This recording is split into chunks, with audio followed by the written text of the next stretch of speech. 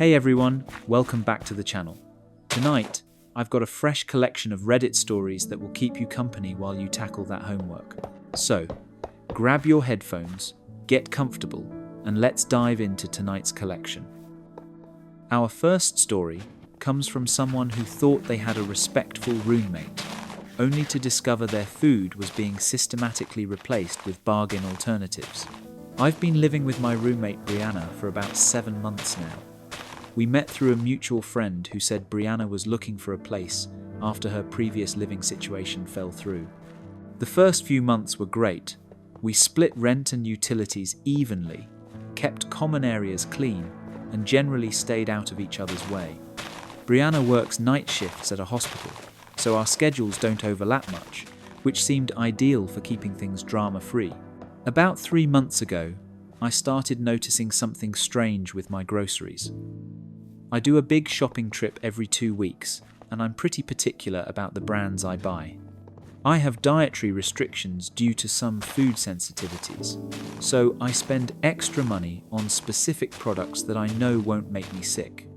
I'm talking about things like a particular brand of almond milk that doesn't have carrageenan, a specific type of bread that's low FODMAP, and organic chicken, because conventional poultry sometimes bothers my stomach.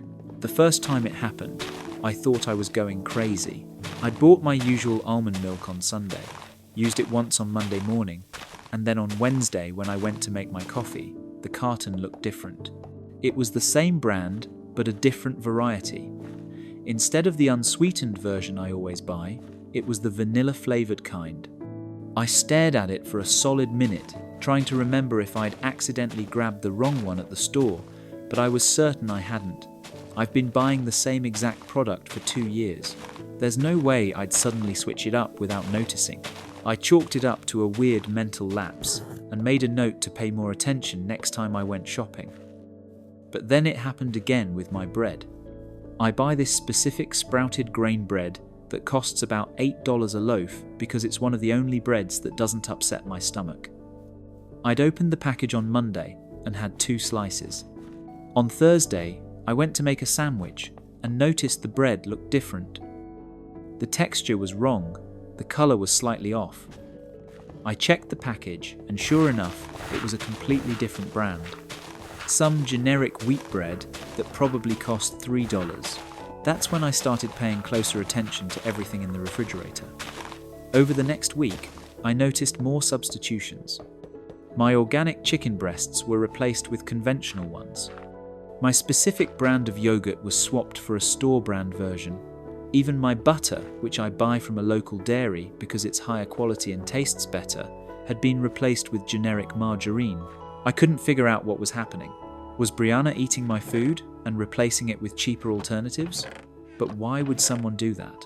If she needed food, she could just ask, or better yet, buy her own groceries. And why go through the trouble of replacing items instead of just taking them? I decided to test my theory.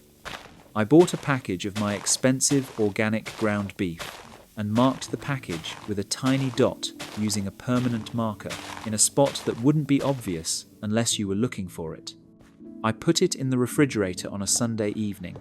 By Tuesday afternoon, I checked and the marked package was gone. In its place was a package of conventional ground beef, same weight, but from a different brand, and obviously cheaper quality. The new package had no mark. I was furious, but also confused. I needed to catch Brianna in the act to understand what was actually going on. I set up my phone to record the inside of the refrigerator, propping it up on a shelf with a view of where I kept most of my items. I know this sounds extreme, but I needed proof of what was happening, because the whole situation was so bizarre that I wasn't sure anyone would believe me without evidence. The next morning, I reviewed the footage, and there it was. At around 3:30 in the morning, Brianna came home from her shift and opened the refrigerator. She took out my carton of expensive organic eggs, put them in her reusable shopping bag, and replaced them with a cheaper carton of conventional eggs. Then she did the same thing with my cheese, my deli meat, and my vegetables. She was systematically stealing my groceries and replacing them with cheaper versions. I watched this happening over several minutes, and I was absolutely stunned. Brianna was being so careful and methodical about it, making sure each item was replaced with something similar enough that I might not notice right away. She even tried to position the replacement items in the exact same spots where my original items had been. I confronted Brianna that evening when she woke up. I showed her the video and asked her to explain what she was doing. At first, she denied it, saying the video must be fake or that I'd misunderstood what I was seeing. But when I kept pressing, she finally admitted to what she'd been doing. Her explanation was even more infuriating than the act itself. Brianna said she'd been taking my groceries because I bought expensive stuff that I didn't really need, and she was helping me save money by replacing it with cheaper alternatives. She claimed she was Geva, doing me a favor by showing me that generic brands were just as good as name brands. She said she'd been planning to tell me eventually that I'd been eating cheaper products for weeks and hadn't noticed the difference, proving that I was wasting money on premium items. I was absolutely speechless. Brianna had been systematically stealing my food, replacing it with inferior products, and planned to use this as some kind of lesson about frugality. She'd been eating my expensive organic groceries while giving me cheap substitutes, all while acting like she was doing me some kind of favor. When I pointed out that I buy specific brands because of my dietary restrictions, Brianna dismissed this as me being too sensitive about food.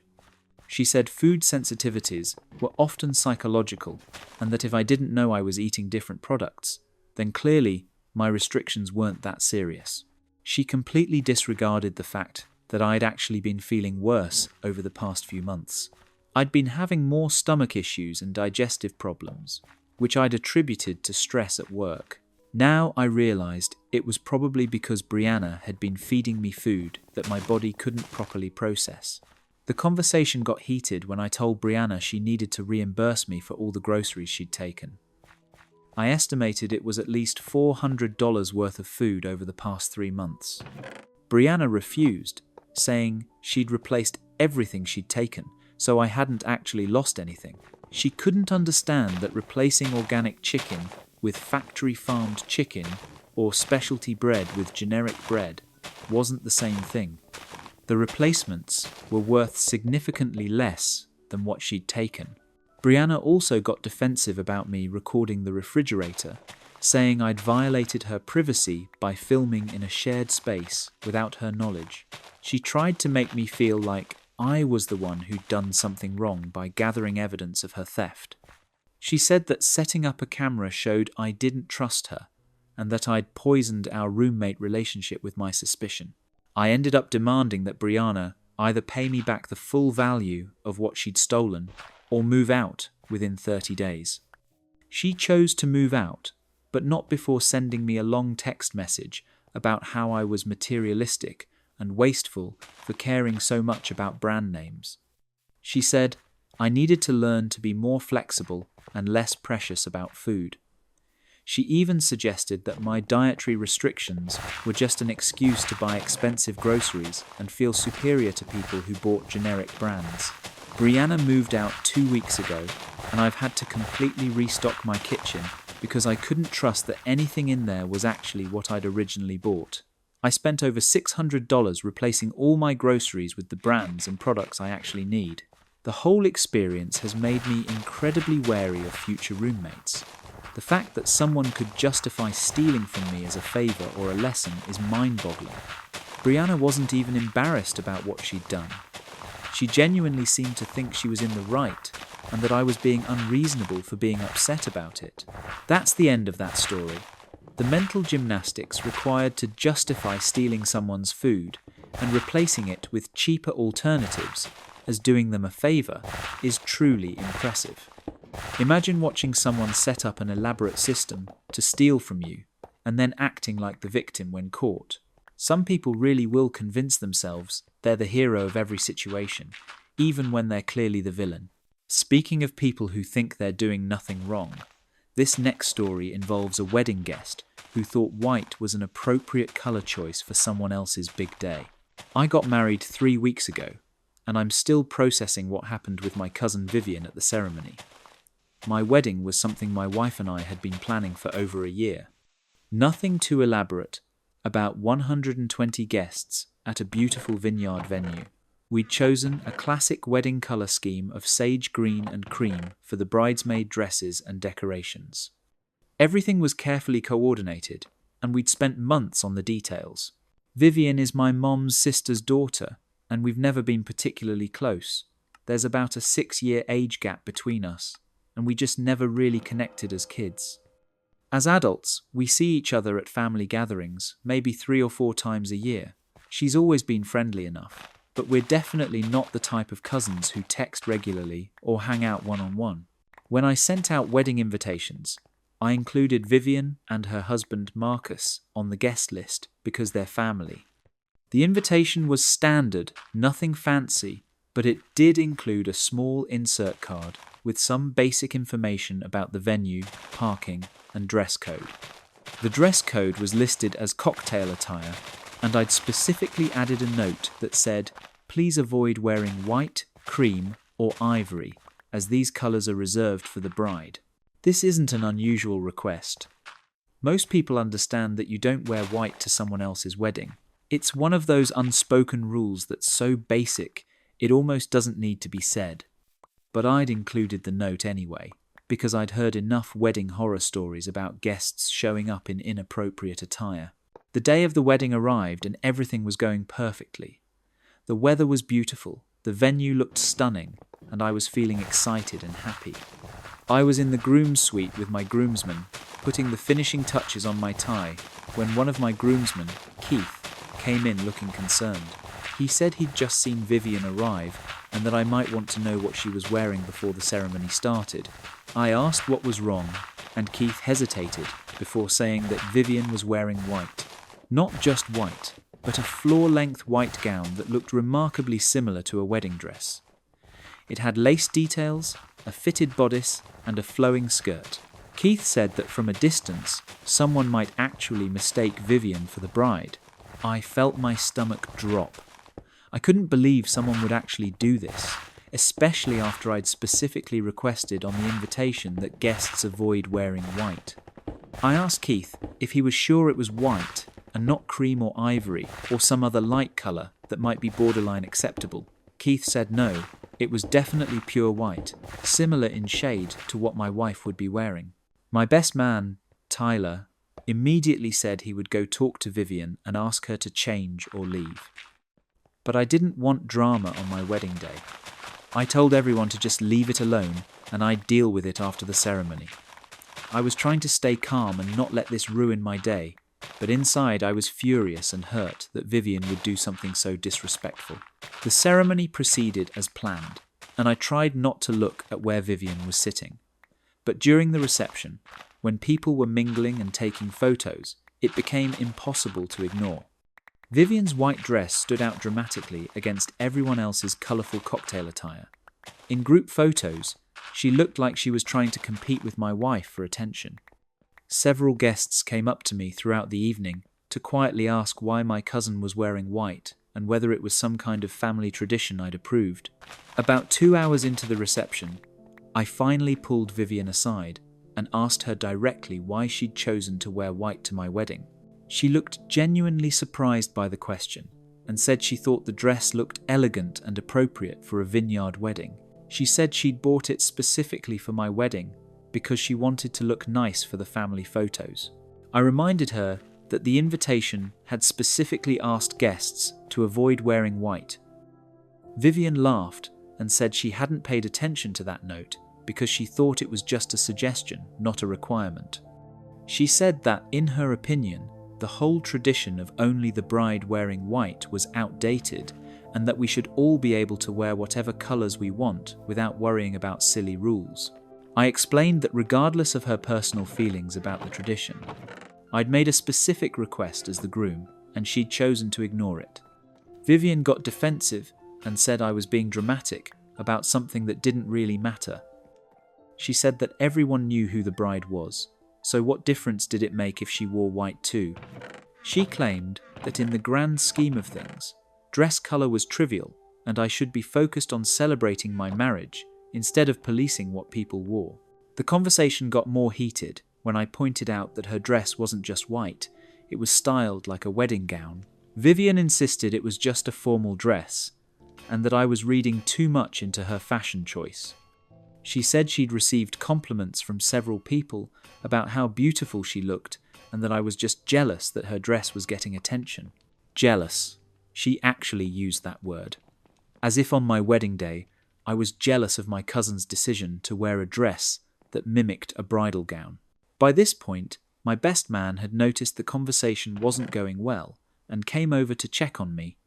When he heard what we were discussing, he politely but firmly told Vivian that wearing white to someone else's wedding was universally considered disrespectful and that she should consider leaving if she wasn't willing to acknowledge how inappropriate her choice had been. Vivian's husband, Marcus, who'd been standing nearby, tried to defuse the situation by saying they were sorry if there had been a misunderstanding. But Vivian cut him off and said there was no misunderstanding, that she'd worn exactly what she wanted to wear and wasn't going to apologize for her fashion choices. She said that if I was going to be a groomzilla about something as insignificant as dress color, then maybe she should leave. She did leave, making a dramatic exit with Marcus following behind, looking embarrassed. Several family members saw her storm out and came over to ask what had happened. When they heard the story, most of them were appalled by Vivian's behaviour. My aunt, Vivian's mum, was mortified and apologised profusely on her daughter's behalf. The rest of the reception was wonderful, and I tried not to let Vivian's stunt ruin my evening. But when I got my professional photos back from the photographer, I had to have several group shots edited because Vivian's white dress was so distracting. In some photos, the photographer had to digitally change her dress colour to something darker so it wouldn't look like there were two brides in the pictures. The day after the wedding, Vivian posted several photos from the event on social media, including several where she was prominently featured in her white dress. Her captions talked about what a beautiful wedding it had been and how honoured she was to celebrate with family. She didn't acknowledge the controversy at all. In fact, she seemed to be deliberately posting photos where her dress was most visible, almost like she was proud of the attention it had gotten. Several mutual friends and family members commented on her posts, some politely pointing out that wearing white to a wedding is generally considered inappropriate. Vivian responded to these comments by saying that fashion rules are meant to be broken and that people who were offended by her dress were being overly sensitive. 2 weeks after the wedding, my aunt called to apologise again for Vivian's behaviour. She said she'd tried to talk to her daughter about it, but Vivian refused to acknowledge that she'd done anything wrong. Vivian maintains that the whole situation was blown out of proportion, and that I'm being petty for still being upset about it. The worst part is that whenever the wedding comes up in family conversations now, people inevitably mention the white dress incident. What should be a happy memory of my perfect day is now partially defined by my cousin's attention-seeking behaviour. She's managed to insert herself into my wedding story in the most negative way possible. That's the end of that story. The audacity to wear white to someone's wedding after being specifically asked not to, and then act like the groom is being unreasonable for being upset, is truly next level. Some people really think rules don't apply to them, and when called out, they double down by claiming everyone else is too sensitive. The fact that she posted photos proudly showing off the white dress afterward just proves it was never about the dress looking nice.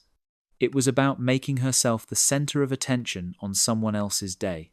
Speaking of people who make themselves the centre of attention, this next story is about a mother-in-law who thought redecorating someone's entire house was a thoughtful surprise.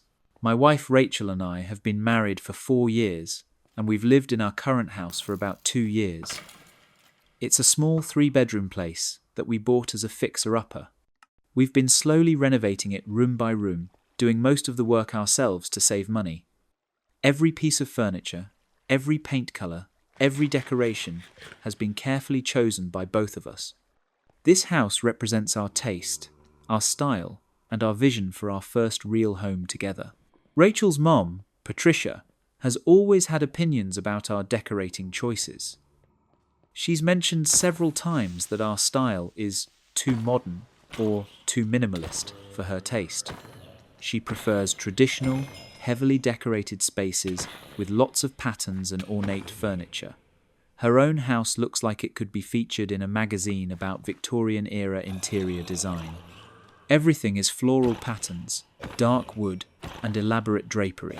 Rachel and I, on the other hand, prefer clean lines, neutral colours, and a more contemporary aesthetic. We've worked hard to create a space that feels calm and uncluttered.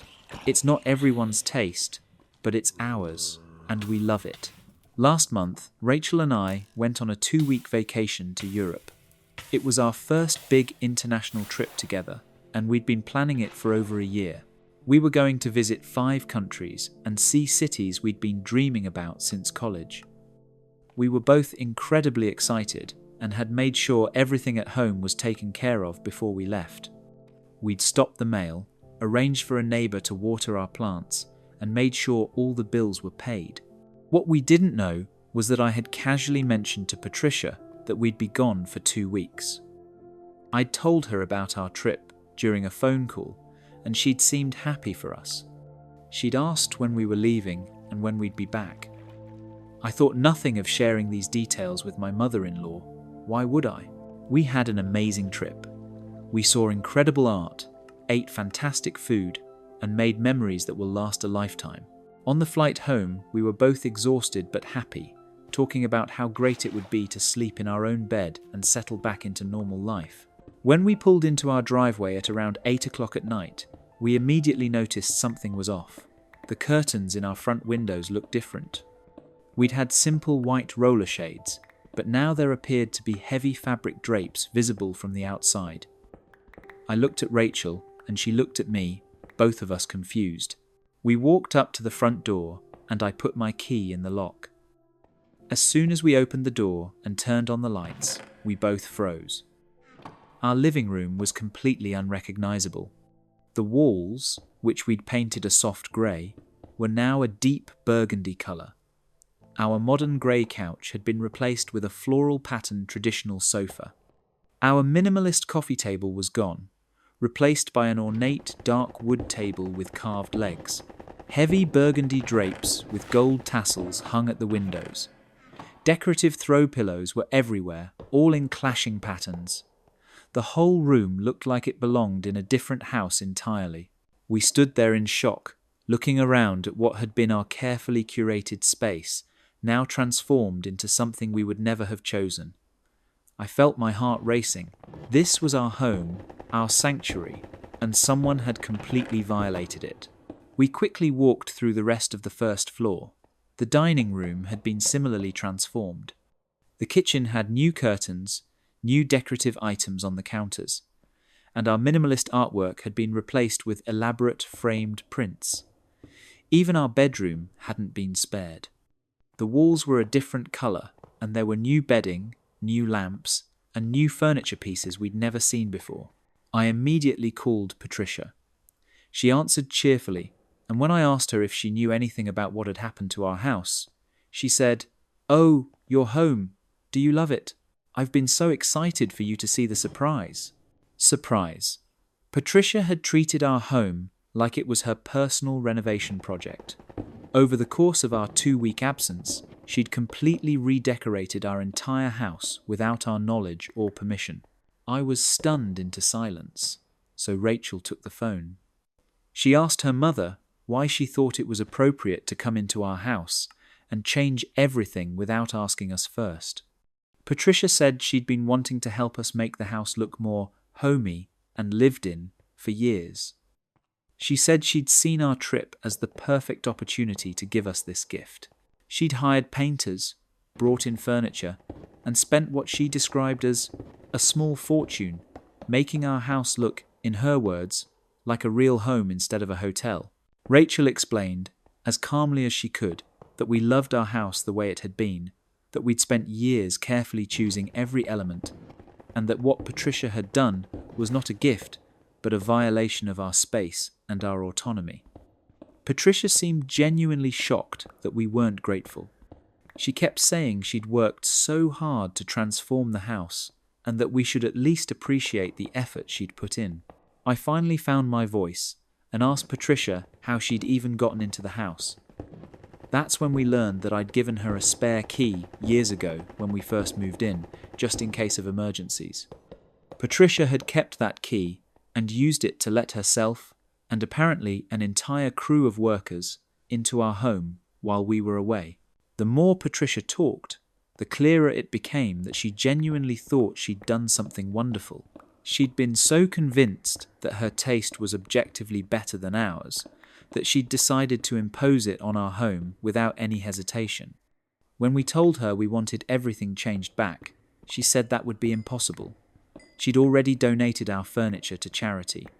The paint job would cost thousands of dollars to redo, and many of the new furniture pieces had been custom ordered and couldn't be returned. She'd essentially destroyed our home and spent a large amount of money doing it, all without a single conversation with us about whether we wanted this gift. The conversation ended with me telling Patricia that we needed time to process what had happened and that we'd talk to her later. Patricia seemed hurt and confused, saying she'd only been trying to help and that we were being ungrateful for rejecting her generosity. Over the next few days, we got estimates for undoing Patricia's renovations. Repainting all the walls, replacing the furniture, and removing all her decorative additions was going to cost upward of $15,000. That didn't include replacing our original furniture, which we'd have to buy all over again because Patricia had donated it without our permission. I called Patricia and told her she needed to pay for restoring the house to how it had been before her intervention. Patricia refused, saying she'd already spent over $25,000 on the renovations and couldn't afford to pay for undoing them. She said if we wanted to change it all back, that was our choice, but she wasn't going to fund our ungratefulness. We ended up having to take out a loan to cover the restoration costs. We're now in debt because of Patricia's unwanted gift.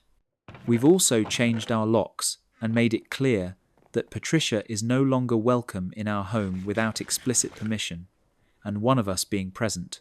Patricia has told other family members that we're ungrateful and hurtful, that she'd tried to do something nice for us, and we'd thrown it back in her face. Some family members have taken her side, saying we should have just accepted her gift even if it wasn't our style. Others understand how violated we feel and have supported our decision to set boundaries. The whole situation has seriously damaged our relationship with Patricia. I'm hurt that my mother-in-law would disrespect our autonomy so completely, and Rachel is angry that her mother thought she had the right to change our personal space without permission. Our home should be a reflection of us, not her vision of what a home should look like. That's the end of that story. The complete inability to understand that someone else's home is not your canvas to paint on is staggering. She spent $25,000 forcing her taste onto people who never asked for it, then acted like they were wrong for not being grateful. Some people really think their preferences should override everyone else's agency, and when confronted with the damage they've caused, they play the victim. Now let's talk about friends who can't let anyone else have a moment without making it about themselves. I have a friend named Jordan, who I've known since high school. We're both 32 now, and we've stayed close despite going to different colleges and living in different cities for a few years. Jordan moved back to our hometown about 3 years ago, and we've been hanging out regularly ever since. For the most part, they're a good friend, loyal, funny, and generally fun to be around. But there's one thing about Jordan that has been driving me crazy for years, and I've finally reached my breaking point. Jordan cannot let anyone share good news, tell a story, or have a moment of attention without immediately one-upping them or redirecting the conversation to something about themselves. It happens every single time, without fail, and it's gotten to the point where I actively avoid telling Jordan about positive things in my life because I know the reaction will just annoy me. The pattern is always the same. Someone will share something good that happened to them, and Jordan will listen for maybe 30 seconds before jumping in with, "Oh, that's cool, but you know what happened to me." And then they'll tell a story that's either more impressive, more dramatic, or more extreme than whatever was just shared. If you got a promotion, Jordan got a better promotion. If you went on a nice vacation, Jordan went on a more exotic vacation. If something funny happened to you, something funnier happened to Jordan. At first, I thought maybe Jordan was just enthusiastic about sharing their own experiences and didn't realize how it came across. But after years of this pattern, I've realized it's deliberate. Jordan needs to be the most interesting person in every conversation and will do whatever it takes to make sure they're the center of attention. Last month, I finally hit my limit. I got engaged to my partner Sage after we'd been together for 4 years. It was this incredibly romantic proposal on a hiking trail we'd been wanting to explore for months. Sage had planned everything perfectly. They'd arranged for a photographer to be hidden nearby to capture the moment. They'd packed a picnic with all my favorite foods, and they'd chosen a spot with the most beautiful view overlooking a valley. When they got down on one knee and asked me to marry them, I was completely overwhelmed with emotion. It was one of the best moments of my life. I was so excited to share the news with my friends and family. I called my parents first, then my siblings, and then I called Jordan because they've been such a big part of my life, and I wanted them to be one of the first people to know. Jordan answered the phone, and I immediately said, "I have the best news," Sage proposed. And I said, "Yes, we're engaged."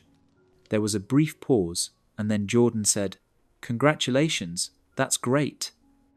I was beaming, ready to tell them all about the proposal and how perfect it had been. But before I could say anything else, Jordan cut in and said, "That's so exciting. You know, I've actually been thinking about proposing to Alex. I haven't told anyone this yet, but I've been looking at rings and planning this whole elaborate proposal. I'm thinking of doing it on a hot air balloon ride over wine country.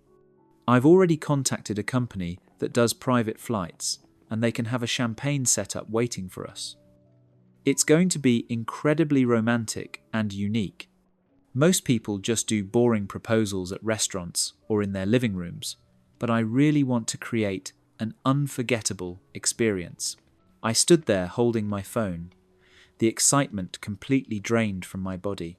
I'd called to share my happy news, and within 60 seconds, Jordan had made it about their theoretical future proposal that hadn't even happened yet.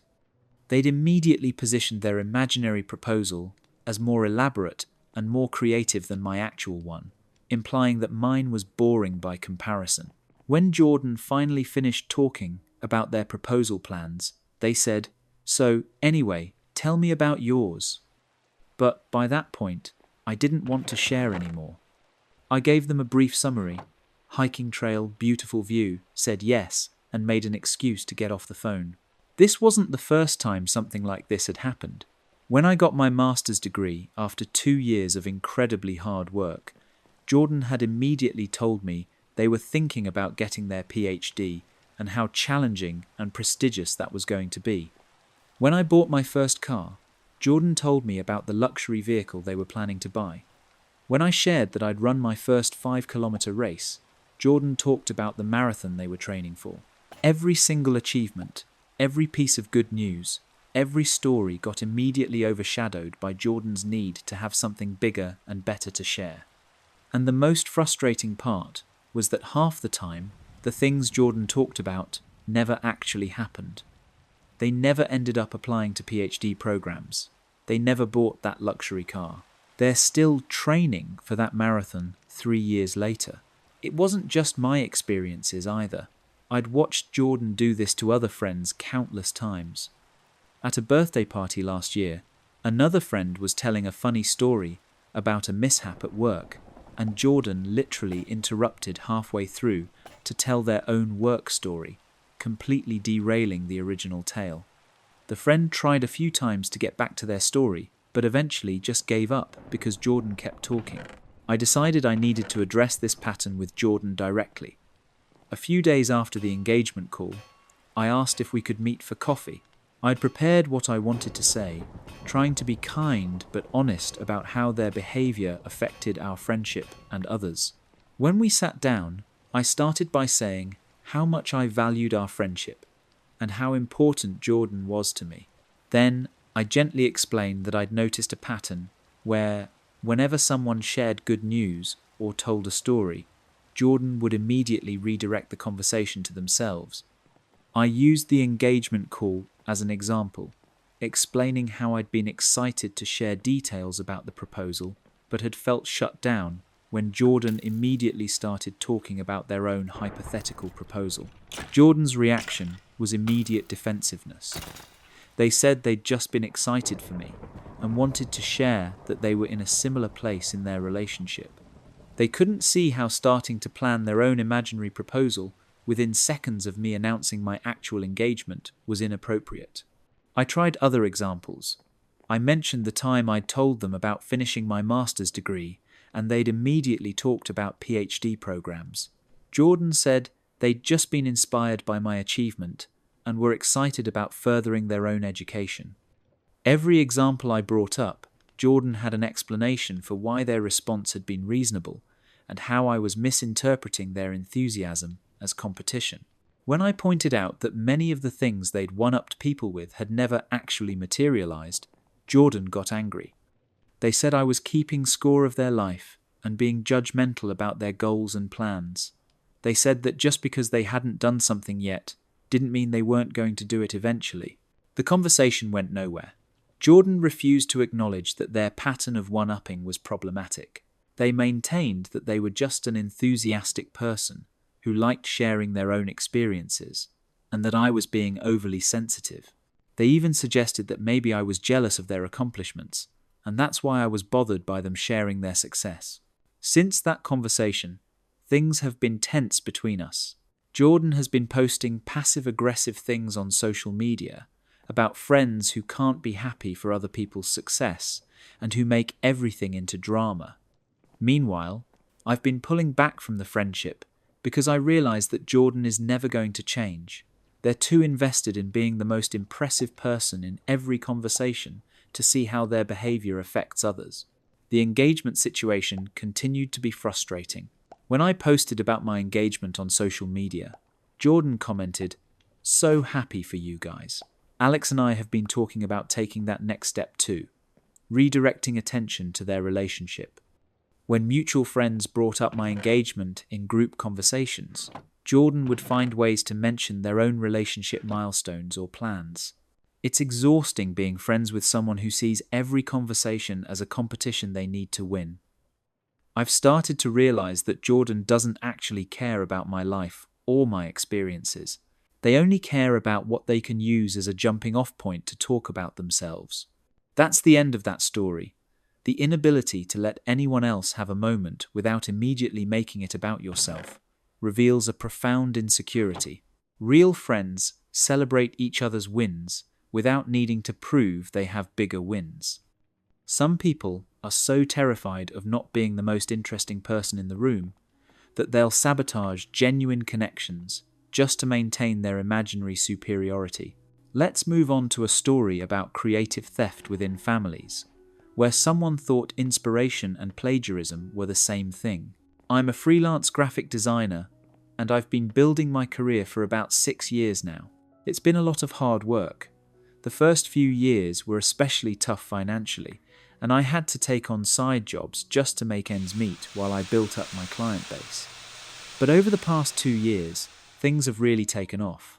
I've developed a distinctive style that clients love, and I've been getting steady work through referrals and my online portfolio. About 8 months ago, I created a series of digital illustrations that I was particularly proud of. It was a collection of 10 pieces featuring stylized animals in geometric patterns with a specific color palette I'd developed. Each piece took me anywhere from 20 to 40 hours to complete. The series represented months of work and creative development. I posted the series on my website and social media, and the response was incredible. I got dozens of inquiries from potential clients and ended up selling prints of several pieces. One of the designs, a fox made up of triangular patterns in orange, teal, and cream, was especially popular. I sold it as prints. It got featured on a design blog, and several people asked about licensing it for use on products. It was probably the most successful single piece I'd ever created. My younger brother Mason is 26 and has been trying to figure out his career path for years. He's bounced between different jobs and interests, never really settling on anything. About 6 months ago, he mentioned he was thinking about getting into design work. He said he'd been watching online tutorials and thought he might have a talent for it. I was supportive and offered to give him feedback on his work if he wanted. Mason lives across the country, so we don't see each other often, but we stay in touch through text and video calls. About 2 months ago, he mentioned he was working on building his own portfolio and was excited about some pieces he'd created. He said he'd send them to me for feedback once he had a few more completed. Last month, I was scrolling through Instagram when I saw a post that made me stop cold. It was from Mason's newly created design account. The image was my fox illustration. Not something inspired by it, not a similar concept. It was my exact design, the same geometric pattern, the same color palette, the same composition. He'd recreated it line for line. I immediately went to his profile and saw that he'd posted several more pieces. Every single one was a recreation of designs from my animal series. He'd copied my cat, my owl, my deer, and several others. Each post had captions about his creative process, his artistic vision, and his unique style. I felt sick to my stomach. These were pieces I'd spent months creating, developing my own style and technique, and Mason had just copied them and was presenting them as his own original work. He was literally trying to launch a design career by stealing my portfolio. I called him immediately.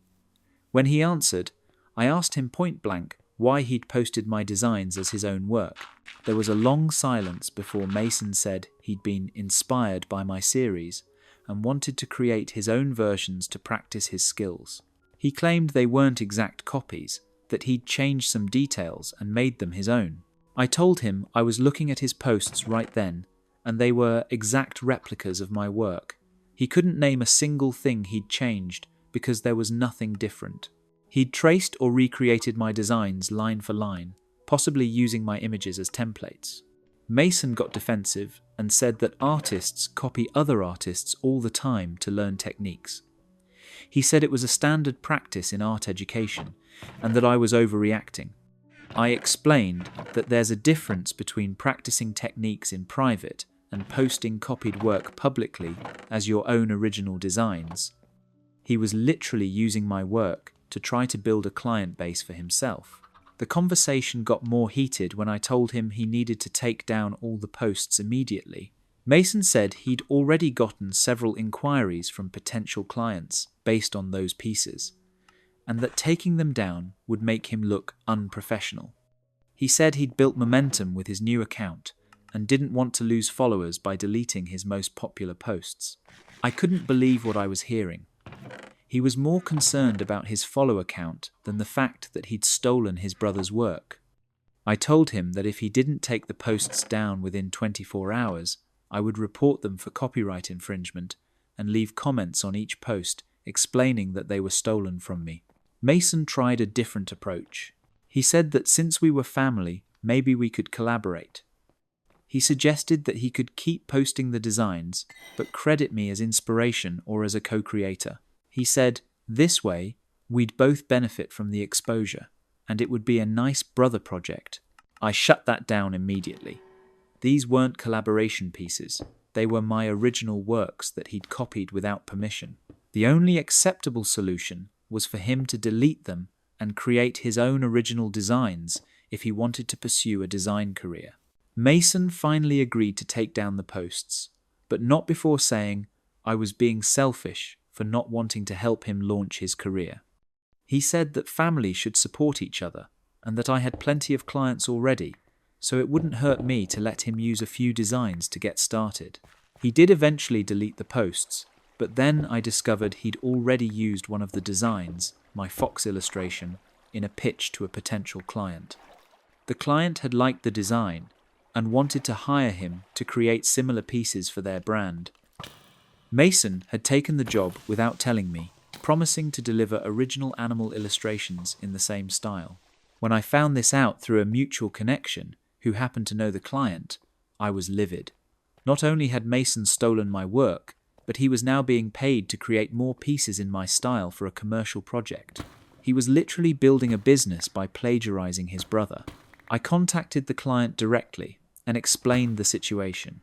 I showed them my original portfolio with timestamps proving I'd created the fox design months before Mason had posted it. I also showed them the other pieces in my series that Mason had copied.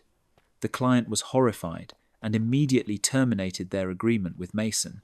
Mason called me furious, saying I'd sabotaged his first real design job and ruined his chance at building a career. He accused me of being jealous and competitive, of not wanting him to succeed in the same field. He couldn't or wouldn't understand that the issue wasn't him pursuing design work. It was him stealing my designs to do it. The situation has created a rift in my family. Mason told our parents his version of events, portraying me as an older brother who didn't want his younger brother to be successful. Our parents have asked me to let it go and to maybe help Mason learn to create his own style instead of holding a grudge over a few designs. But this isn't about holding a grudge. This is about protecting the work I've spent years developing and making it clear that theft isn't an acceptable shortcut to success. If Mason wants to be a designer, he needs to create his own original work, not steal mine and act victimized when he gets caught. That's the end of that story. Trying to launch a creative career by stealing your siblings' work and then acting like they're being unsupportive when they stop you is absolutely shameless. The fact that he saw his brother's original designs as free raw materials for his own portfolio shows a complete lack of respect for both his work and the creative field itself. Some people really think being family means they're entitled to whatever you've created. Now, let's move to a story about a neighbour who seems to believe assigned parking spots are just suggestions. I live in a medium-sized apartment complex with about 60 units. Each apartment comes with one assigned parking spot in the underground garage. The spots are numbered and correspond to specific units, so there's no confusion about who parks where. It's a simple system that works well for most residents. When I moved in about a year ago, one of the things I specifically looked for in an apartment was guaranteed parking, because I'd had issues with street parking at my previous place. Having my own designated spot was actually one of the main selling points that made me choose this building. My assigned spot is number 42, and it's in a pretty convenient location, not too far from the elevator and easy to access. For the first few months of living here, everything was fine. I'd come home from work, pull into my spot, and never had any issues. Then, about 7 months ago, I came home from work around 6 o'clock in the evening and found another car in my spot. It was a blue sedan that I didn't recognize. I drove around the garage, looking for another space, and eventually found one of the visitor spots available. I parked there temporarily and went to the building manager's office to report the issue. The building manager, Carol, said she'd look into it and send out a reminder email about parking spot assignments. She said sometimes new residents got confused about which spot was theirs. I figured it was a one-time mistake and didn't think much more about it. But the next week, it happened again. Same blue sedan in my spot. This time, I left a polite note on the windshield explaining that this was my assigned spot and asking the person to please park in their own designated space. I had to park in a visitor spot again, which was annoying, but I was trying to be understanding. The car disappeared within a few hours, but 2 days later, it was back in my spot again. At this point, I was getting frustrated. I took a photo of the car and the license plate and sent it to the building manager. Carol said she'd track down the owner and address the issue directly. A few days later, Carol emailed me saying she'd identified the car owner as a resident in Unit 28 named Derek. She said she'd spoken to him about parking in the correct spot and that the issue should be resolved. I felt relieved and hoped that would be the end of it. It wasn't. Over the next few months, Derek continued to park in my spot. It wasn't every day, but it was frequent enough, maybe 2 or 3 times a week, that it became a serious ongoing problem. Each time, I'd have to hunt for visitor parking, or when visitor spots were full, park on the street, and risk getting a ticket. I left multiple notes on Derek's windshield. I reported it to the building manager at least a dozen times. Carol sent multiple emails to Derek. Nothing worked. Derek would stop parking in my spot for a few days, then start doing it again. The worst part was that I could never figure out why Derek was parking in my spot. His assigned space, number 28, was only 3 spots away from mine and was just as convenient. There was no logical reason for him to keep taking my space instead of using his own. About 4 months into this nightmare, I came home late one night, around 11 o'clock after dinner with friends, and found Derek's car in my spot yet again. I'd had enough. I parked my car directly behind his, blocking him in, and left a note on his windshield that said, "You've parked in my assigned spot again. I've blocked you in. Call me at this number when you need to leave." I went upstairs to my apartment and waited. Sure enough, about 45 minutes later, I got a call from an annoyed-sounding person asking why I'd blocked them in. I explained calmly that he'd parked in my assigned spot for probably the 30th time, despite multiple notes, complaints, and reminders from the building manager. I said I'd move my car once he agreed to stop parking in my spot. Derek got immediately defensive. He said he hadn't realised it was such a big deal and that the parking spot numbers were confusing. He claimed he thought my spot was open visitor parking. I pointed out that there was a large number 42 painted on the ground in the spot, and that he'd been told multiple times by the building manager that this was my assigned space. Derek then changed tactics and said that his spot, number 28, was harder to access and that my spot was more convenient for him. He said that since I worked long hours and often got home late, he figured I wouldn't mind if he used my spot during the day and moved his car before I got home. I was stunned by this logic. He'd been deliberately taking my spot because it was more convenient for him, and he'd been gambling that I wouldn't notice or wouldn't be home when he needed to leave. The fact that I kept catching him and complaining apparently hadn't dissuaded him from continuing this behaviour. I told Derek that his convenience was not my problem, and that I needed him to commit to parking in his own assigned spot from now on. Derek grudgingly agreed, and I moved my car so he could leave. For about 2 weeks after that confrontation, my spot remained empty when I got home. I thought maybe blocking him in and forcing a direct conversation had finally solved the problem. But then one day, I came home and Derek's car was back in my spot. This time, I called a towing company. The building management had given all residents information about which towing company was authorised to remove illegally parked vehicles from our garage. I called them, provided my spot number and the license plate of the car in my space, and they sent a truck within an hour. I watched from my window as Derek's car was towed away. I felt a mix of satisfaction and guilt.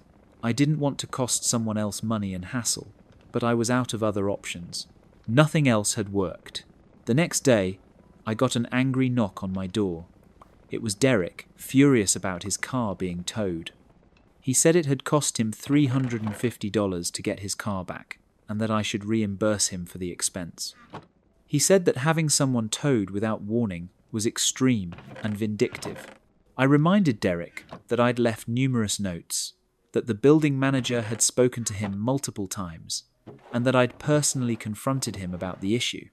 He'd been warned repeatedly and had chosen to continue parking in my spot anyway. The towing wasn't without warning. It was a last resort after months of him ignoring every other attempt to resolve the situation. Derek insisted that the towing was an overreaction and that we could have worked something out if I'd just been willing to share the spot. He suggested that we could alternate days, or that I could just park in visitor spaces when he was using my spot. I explained that I pay rent that includes an assigned parking spot. I'm not obligated to share it or make accommodations for someone else's convenience.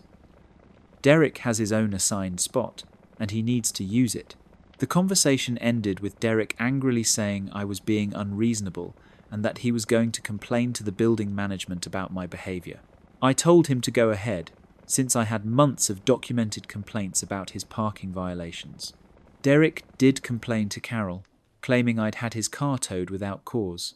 but Carol supported my decision, saying that after months of violations and multiple warnings, towing was an appropriate response. She also told Derek that if he continued to park in other residents' spots, he could face fines or even eviction. Since the towing, Derek has mostly stayed in his own spot. He's parked in mine maybe twice in the past 3 months, and both times I've called the towing company immediately. After the second towing, he seems to have finally gotten the message. The whole situation has been exhausting and ridiculous. The amount of time and energy I've spent dealing with someone who couldn't grasp the simple concept of parking in their own designated space has been infuriating.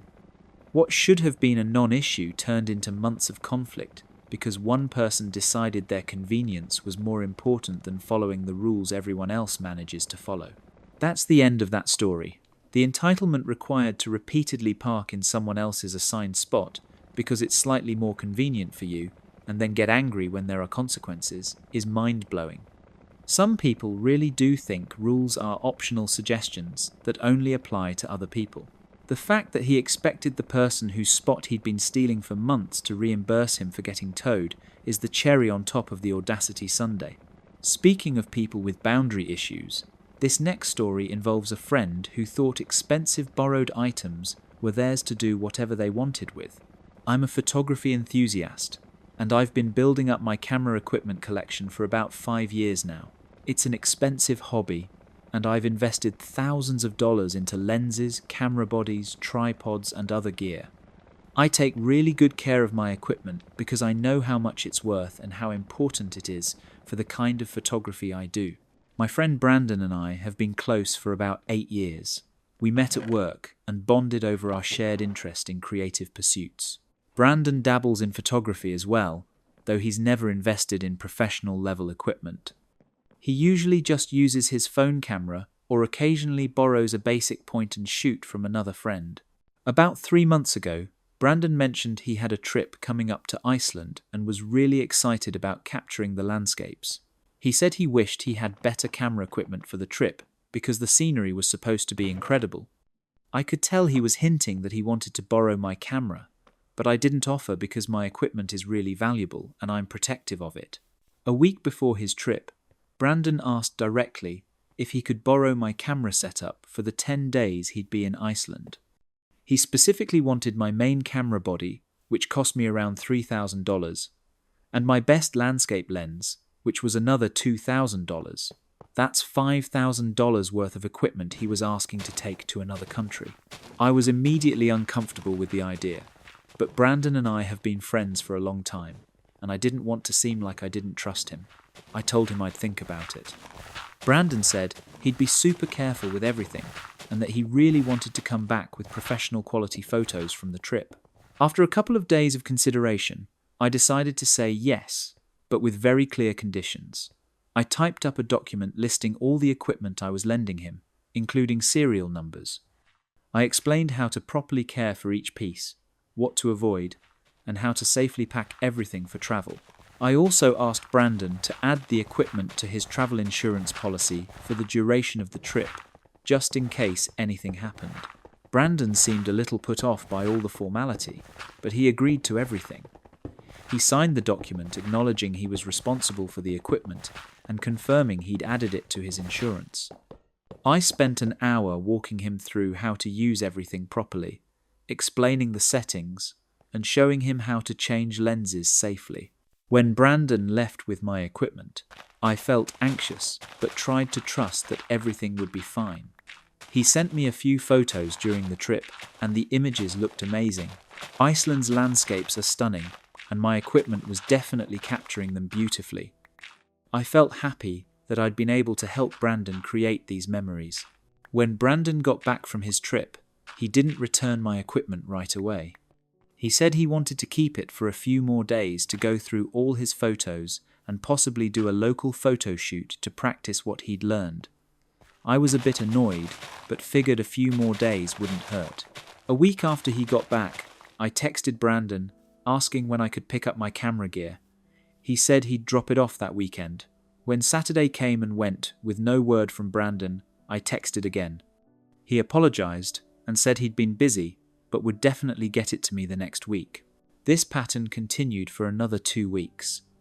Brandon kept promising to return my equipment, but never followed through.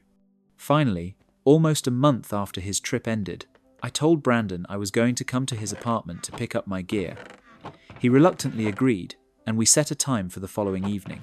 When I arrived at Brandon's apartment, he handed me my camera bag with an odd expression on his face.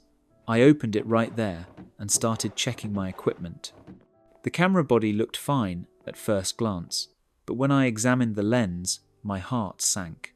There was a visible crack in the front lens element. Not a small crack either. It ran almost the entire diameter of the glass. I looked at Brandon and asked what had happened. He got defensive immediately and said the crack was probably already there and I just hadn't noticed it before. I told him that was impossible. I inspect my lenses regularly, and there's no way I would have missed a crack this significant. This lens had been in perfect condition when I'd lent it to him. Brandon then changed his story and admitted that he'd dropped the lens during the trip. He said it had fallen out of his bag onto some rocks while he was hiking. He'd been meaning to tell me, but didn't know how to bring it up. That's why he'd been avoiding returning the equipment. I was trying to stay calm, but inside I was devastated. This lens was one of my most valuable pieces of equipment, and now it was potentially ruined. I asked Brandon why he hadn't told me immediately when it happened. He said he'd panicked and hoped I wouldn't notice the damage. I asked about the insurance he'd agreed to add the equipment to. Brandon admitted he'd never actually added my gear to his travel insurance. He said it had seemed like an unnecessary expense since he was planning to be careful. Now we were looking at a cracked lens, worth $2,000 with no insurance coverage. Brandon offered to pay to have the lens repaired, but when I looked up repair costs, we learned that a crack in the front element of this particular lens couldn't be repaired. The entire lens would need to be replaced. Brandon went pale when I told him the replacement cost was $2,000. He immediately started trying to negotiate. He said that $2,000 was an unreasonable amount, and that surely there was a cheaper alternative. Maybe I could buy a used lens, or maybe the crack didn't actually affect image quality that much and I could just keep using it. He even suggested that since the lens still technically worked, I should just accept the damage and move on. I was furious. Brandon had borrowed expensive equipment, broken it through carelessness, lied about adding it to insurance, hidden the damage, and was now trying to avoid taking financial responsibility for replacing it. I told him he'd signed a document agreeing to be responsible for the equipment and that he needed to replace the lens. Brandon said he didn't have $2,000 and couldn't afford to replace it. He suggested I could file a claim on my own insurance. I explained that making a claim would likely increase my premiums, and I'd still have to pay a deductible. The entire situation was his responsibility, not mine. We went back and forth for over an hour. Brandon kept trying to find ways out of paying for a replacement. He suggested payment plans, partial payments, buying a cheaper alternative lens. He acted like I was being unreasonable for expecting him to fully replace something he'd broken. Finally, Brandon agreed to a payment plan where he'd pay me $200 a month until the lens was replaced. It would take 10 months, but at least it was something. I reluctantly agreed because I didn't see any other option short of taking him to small claims court. For the first 2 months, Brandon made the payments on time. Then the third payment was late. The fourth payment never came at all. When I asked Brandon about it, he said he was having financial difficulties and couldn't afford the payments anymore. He suggested I should just consider the $400 he'd already paid as sufficient compensation. I was done being understanding. I told Brandon that if he didn't resume payments immediately, I would take legal action. Brandon got angry and said I was prioritizing money over our friendship. He said a real friend would just accept the loss and move on, that material possessions shouldn't be more important than our relationship. But this wasn't about choosing between money and friendship. This was about Brandon destroying something valuable of mine through negligence, lying about insurance, hiding the damage, and then refusing to take full responsibility for replacing it. He'd violated my trust in multiple ways, and was now trying to make me feel guilty for expecting him to honor his commitment. I ended up filing a claim in small claims court. Brandon was furious and sent me long messages about how I was a terrible friend and how he couldn't believe I'd sue him over a camera lens. He told mutual friends that I was being petty and materialistic, conveniently leaving out the parts about lying about insurance and stopping payments. The court ruled in my favor, and Brandon was ordered to pay the full replacement cost of the lens. He's been making court-ordered payments, but our friendship is completely destroyed. We haven't spoken except for the logistics of the payments. Looking back, I should have trusted my initial instinct and said no when Brandon asked to borrow the equipment. I should have known that lending something so valuable was a risk I wasn't comfortable taking. The whole situation could have been avoided if I'd just been honest about my boundaries from the beginning. That's the end of that story. Borrowing something expensive, breaking it, lying about having insurance, hiding the damage, and then trying to avoid paying for replacement is friendship betrayal at its finest. The attempt to make the owner feel guilty for wanting their property replaced just adds insult to injury. Some people really think it's just stuff is a valid excuse for destroying thousands of dollars of someone else's property through their own carelessness and dishonesty. For our final story tonight, we have a tale about a sibling who thought honeymoons were family vacations. I got married to my wife Morgan 4 months ago. The wedding was beautiful and exactly what we'd hoped for. Intimate, meaningful, and surrounded by the people we love most. After months of planning and the stress of the actual wedding day, we were both incredibly excited about our honeymoon. We'd booked a 2-week trip to Bali, staying at a beautiful resort with a private beach.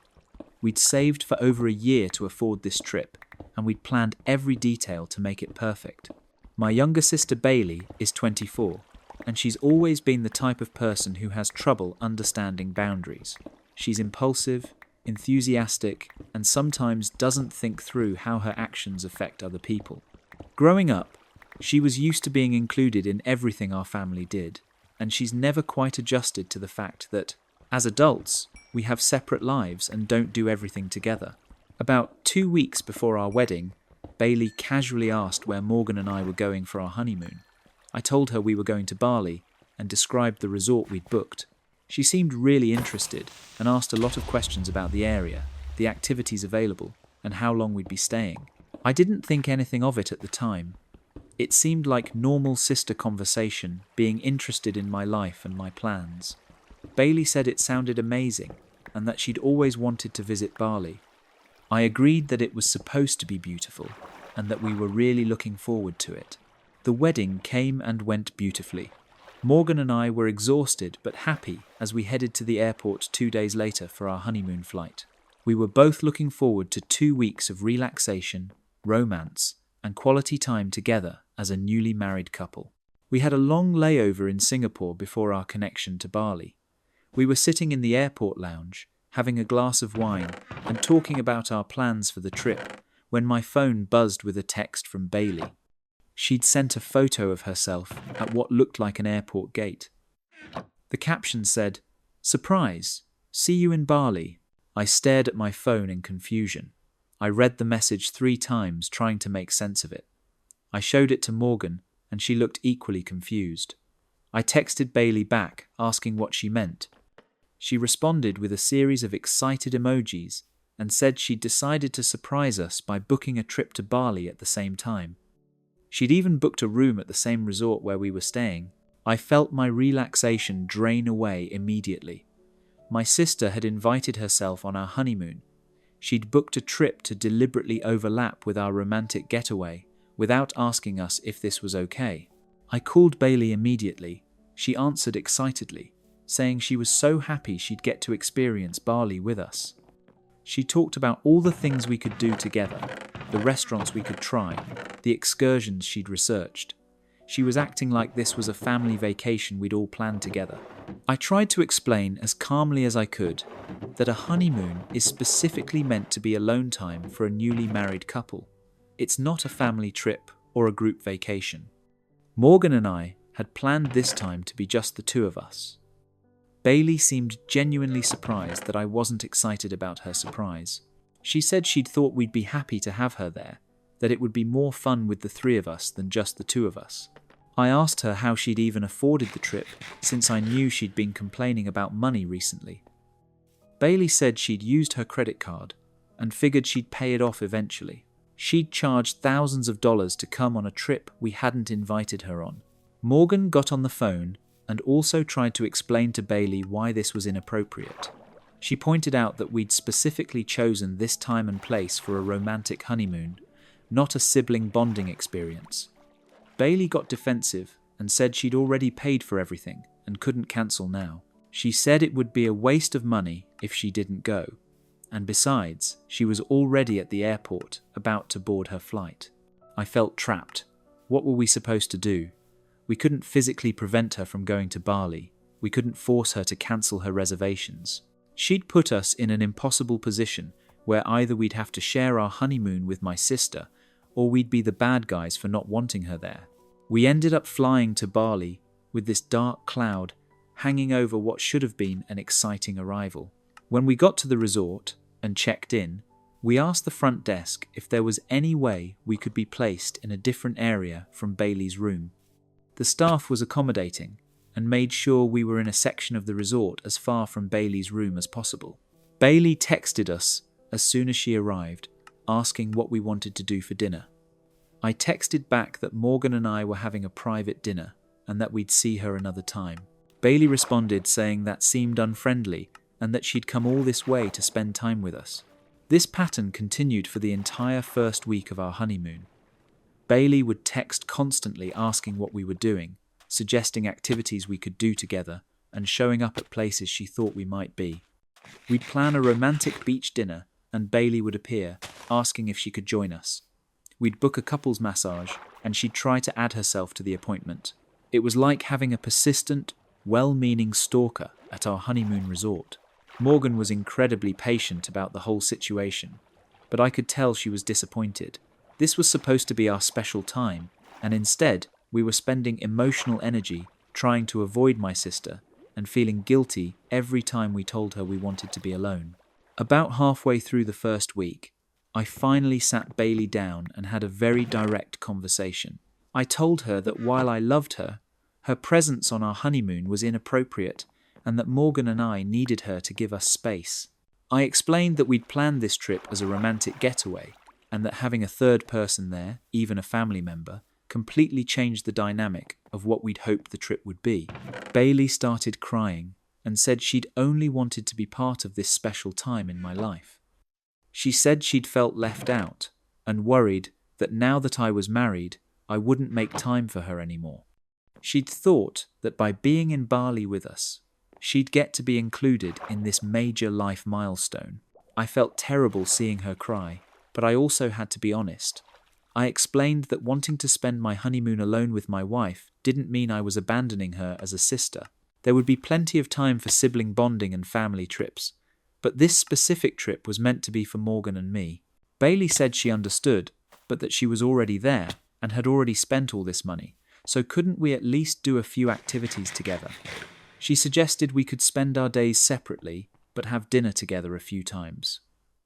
I reluctantly agreed to have dinner with her 3 times during the 2 weeks, just to make the situation less awkward. Those dinners were uncomfortable. Bailey tried to act like everything was normal and that this was just a fun family trip. Morgan was polite, but clearly would have preferred to be having romantic dinners alone with me. I felt caught between my new wife and my sister, trying to keep everyone happy and failing at both. The second week of the honeymoon was somewhat better, because Bailey had booked some tours and excursions on her own, which gave us more time without her. But the damage was done.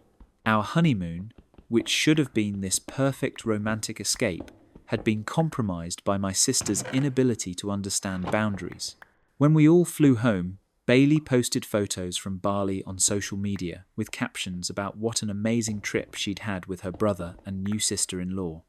She tagged both of us in posts that made it look like we'd all vacationed together by choice. Friends commented saying how sweet it was that we'd brought family on our honeymoon.